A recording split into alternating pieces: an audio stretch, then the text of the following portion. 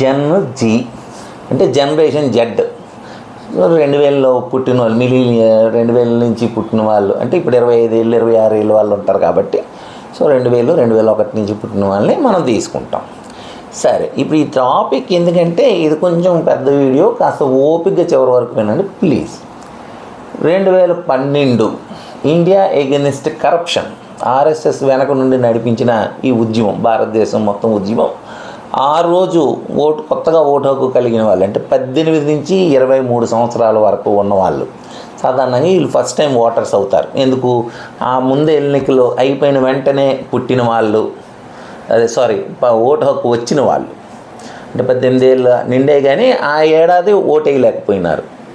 అంటే ఎలక్షన్ అయిన తర్వాత వాళ్ళకి ఓటు హక్కు వచ్చిన వాళ్ళు, వాళ్ళ నుంచి అంటే నెక్స్ట్ 5 ఏళ్ళు టైం తీసుకుంటే అప్పుడు 18 ఏళ్ళు మొదటిసారి ఓటేసిన వాళ్ళు, నిండి ఓటేసిన వాళ్ళ నుంచి ఇక్కడికి వచ్చేటప్పటికి 18 + 5 23 ఏళ్ళు కాబట్టి సాధారణంగా ఫస్ట్ టైం ఓట్ చేసేవాళ్ళు 18 నుంచి 23 ఏళ్ళ మధ్య వాళ్ళు ఉంటారు, 23 ఏళ్ళ వరకు ఉంటారు. సో 2014 ఎన్నికల్లో 2012లో 2014 ఎన్నికల్లో వీళ్ళు ఓటేశారు అనుకుంటే అంటే ఈ 2012కి వీళ్ళు చూసుంటారు, 2014లో ఈ మిలీనియల్ ఈ మొట్టమొదటి ఓటర్లు వీళ్ళందరూ ఓటేసి ఉంటారు. దాదాపు ఒక 25-30 లక్షల మంది ఫస్ట్ టైం ఓటర్స్ దేశం మొత్తం మీద ఓట్లు వేస్తున్నారు. సో 25-30 లక్షల మంది అంటే చిన్న విషయం ఏం కాదు. ఒక 20-30 నియోజకవర్గాలని తేడాపాడా చేసి వచ్చు అనమాట. ఎందుకంటే మన రాష్ట్రం సింపుల్గా తీసుకుందాం, గెలుపు ఓటముల మధ్య రెండు పార్టీలకు ఉన్న ఓటు యావరేజ్గా 3 లక్షలు.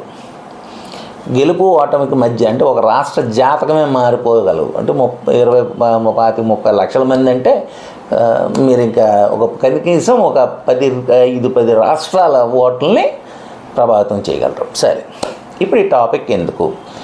ఇప్పుడు మొన్న ధర్నాలో పాల్గొన్న వాళ్ళందరూ ఎవరు?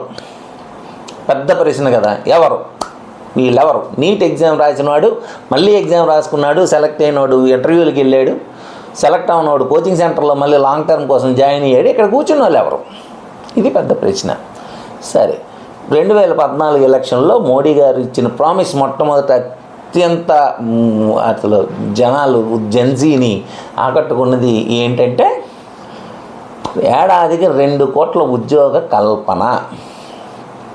ప్రామిస్. ఏడాదికి అది 12 ఏళ్ళలో ప్రభుత్వ ఉద్యోగాలను తీసినట్లేరు ఇప్పటి వరకు. సరే, అది వేరే చర్చ, అక్కడికి వెళ్ళొద్దు. అండ్ ఇది చాలా అట్రాక్టివ్ స్లోగన్, ఎవరు ఏమనుకున్నా. సో ఈ మొట్టమొదటి తరం వాళ్ళు ఓట్లు వేశారు. ఇప్పుడు 2026లో మొన్న జరిగిన ధర్నాలు, నిరసనలు, దీనికి ఎవరు పాల్గొన్నారా అంటే ఆ రోజు ఓటేసిన వాళ్ళు.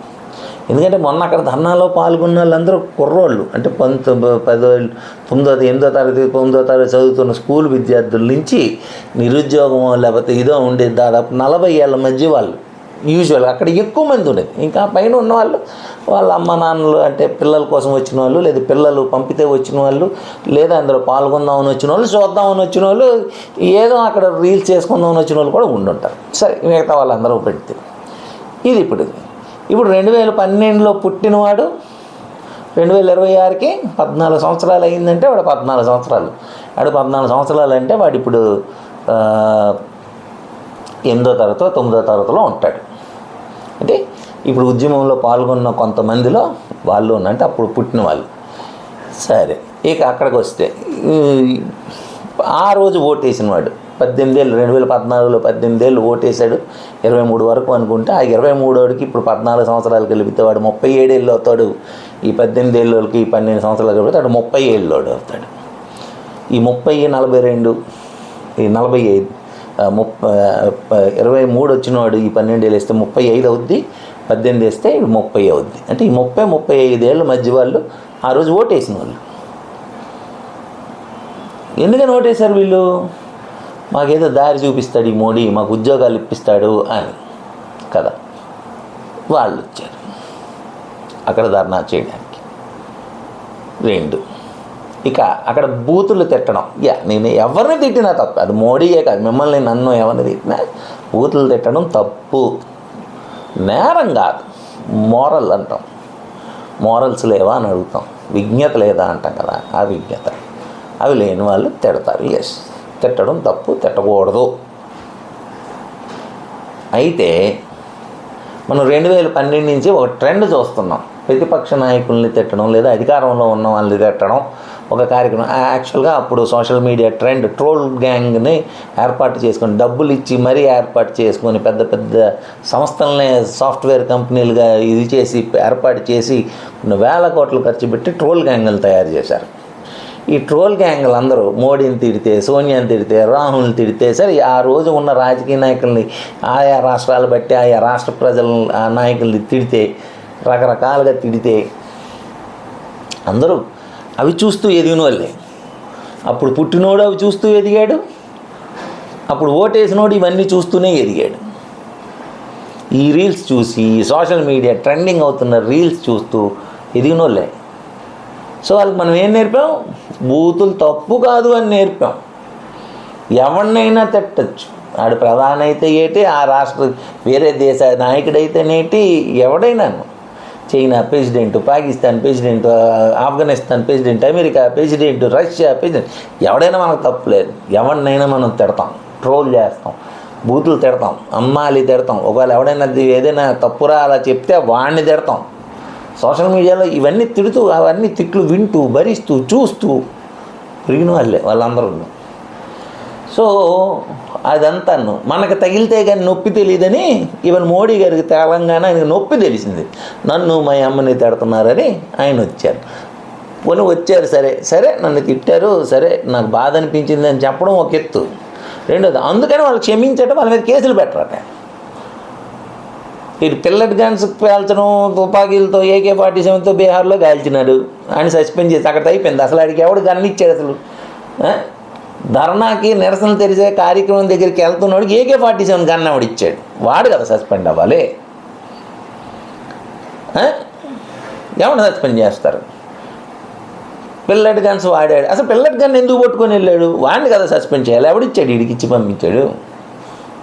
వీళ్ళందరినీ ఎతికి పట్టి మరీ వాళ్ళని వేధించి వాళ్ళతో సారీ వీడియోలు చేయిస్తున్నారు. పోనీ వేధించలేదు, వాళ్ళ మీద కేసులు పెట్టలేదు, అయినా మీరు అన్నదానికి వాళ్ళు బాధపడో ఇచ్చేశారు. కానీ వాళ్ళందరినీ వాళ్ళ సోషల్ మీడియా అకౌంట్లకి వెళ్ళి ట్రోల్ చేయడం, నానా హింస పెట్టడం పాపం జనాలు చూశారు. ఆ ట్రోల్ భరించలేక పాపం చాలామంది సారీ వీడియోలు చేశారు. ఏం జరుగుతుంది సార్? మీ వీడియోలు చూసి, మీ కార్యక్రమాలు చూసి పెరిగిన పిల్లలు సార్ వాళ్ళు. ఈరోజు 40 ఏళ్ళు ఉన్నోడు, ఆ రోజు మీకు ఓటేసినోడు, మొట్టమొదటి ఓటేసినోడు, వాళ్ళందరినీ మీరు ఏం చెప్తున్నారు సార్?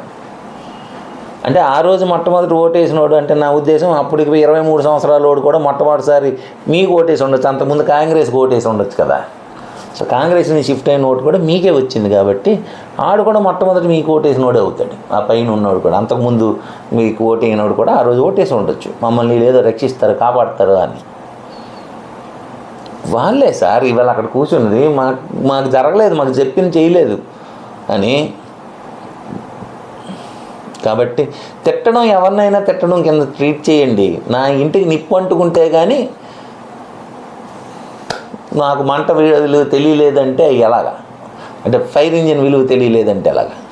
నా ఇంటికి అప్పట్లోనే చాలామందికి చెప్పాను, అయ్యా నా ఇంటికి కూడా అంటుకునే స్టేజ్, మీ ఇంటికి అంటుకునే స్టేజ్ వస్తుంది, ఒకవేళ వచ్చిన రోజు మీరు గొగ్గోలు పెట్టిన వినేవాడు ఉండడు అని. ఇవాళ జెన్జీ వినడం లేదు, సోషల్ మీడియా వాళ్ళదే.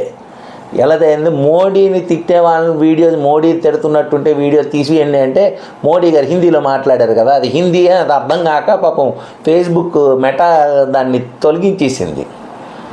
నాన్న గొడవ చేసి వాళ్ళకి నోటీసులు పంపిస్తే మళ్ళీ రిస్టోర్ చేశారు. అంటే మోడీ అని వినబడితే తీసేయండి అని మీరు నోటీస్ ఇచ్చారు, అది మోడీనే తీసేది. మనం పెట్టిన నిప్పు మన కొంపకు వచ్చే వరకు మనం ఊరుకున్నాం. దాని ఫలితమే ఈరోజు జనజీ ఉద్యమంలో బూతులు, రీల్స్, ట్రెండ్స్. మీరు నేర్పిన విద్యే నీరజాక్ష అంటే ఇదే.